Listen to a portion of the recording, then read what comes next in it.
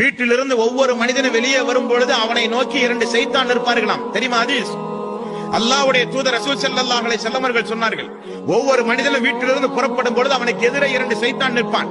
வீட்டில இருந்து வெளியே வந்த உடனே கையை பிடித்து யார் சீக்கிரம் அவனை வழிகெடுப்பது, அவனுடைய இபாதத்தை, அவனுடைய ஈமானை, அவனுடைய தக்குவாவை, அவனுடைய ஹிதாயத்தை இன்றைக்கு யார் வழிகெடுப்பது? போட்டி 2 சைத்தான்களுக்கு மத்தியில்.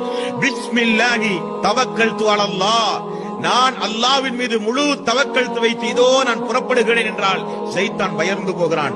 என்ன ஒரு அநியாயம் பார்த்தாயா, வீட்டிலிருந்து புறப்படும் பொழுதே அல்லாஹ்வின் மீது தவக்கல்து வைத்து புறப்படுகிறானே, இவனை நம்மால் ஒன்றும் செய்ய முடியாது, சைத்தான் புறங்காலிட்டு ஓடுவானாம். ரசூல் ஸல்லல்லாஹு அலைஹி வஸல்லம் அவர்கள் சொன்னார்கள், நோய் நொடிகள் நீங்க, துன்பங்கள் நீங்க, நாள் நட்சத்திரம் பார்க்கிற மக்களுக்கு, சகுனம் பார்க்கிற மக்களுக்கு, ஜாதகம் பார்க்கிற மக்களுக்கு ரசூல் ஸல்லல்லாஹு அலைஹி வஸல்லம் அவர்கள் எவ்வளவு அற்புதமான துஆவை எல்லாம் அல்லாஹ்வுடைய தூதர் கற்றுக் கொடுத்தார்கள்.